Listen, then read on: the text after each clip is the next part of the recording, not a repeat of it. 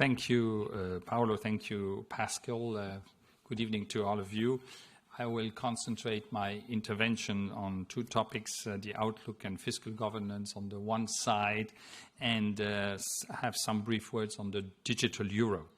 Now, as we heard from Commissioner Gentiloni, the economic outlook has improved and recession is now less likely. And for that reason, the case for additional and general fiscal stimulus has diminished. I think this is a very important point.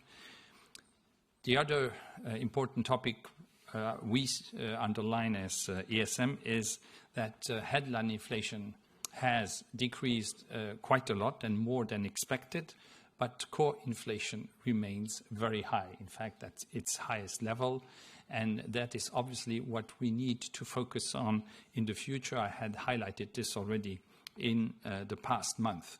The difficulty is to know how quickly the core inflation is going to recede and how sticky that core inflation will be. Markets anticipate that this core inflation is going to go down, which is reassuring, and we will continue to observe very narrowly how markets are anticipating the evolution of core inflation. For this reason, fiscal support needs to be gradually phased out to avoid inflationary acceleration and to limit debt servicing for all the countries because of the higher interest rates.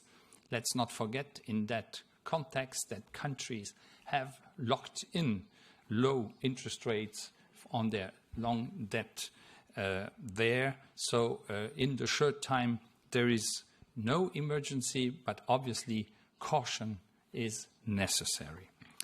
Now it's time to focus on that sustainability of the medium and long term.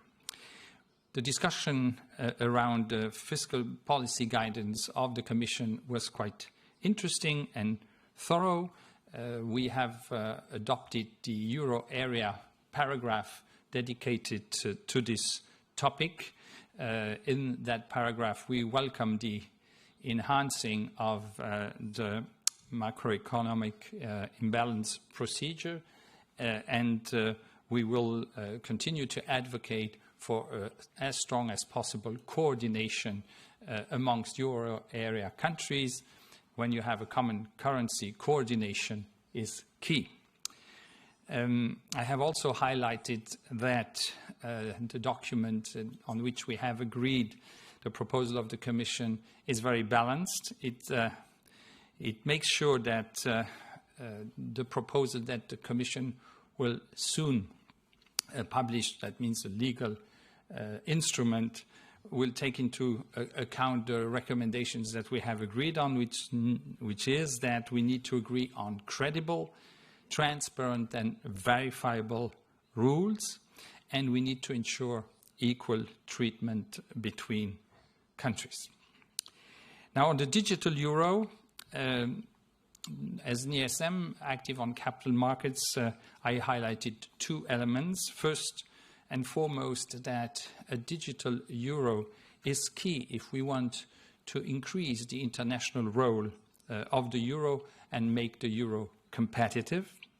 Second is the argument of safety. We know that the initiatives of stablecoin and the use of cryptocurrencies do not warrant and ensure the necessary safety, and the initiative that has been launched by the European Central Bank and together with all of us is a very important and useful one.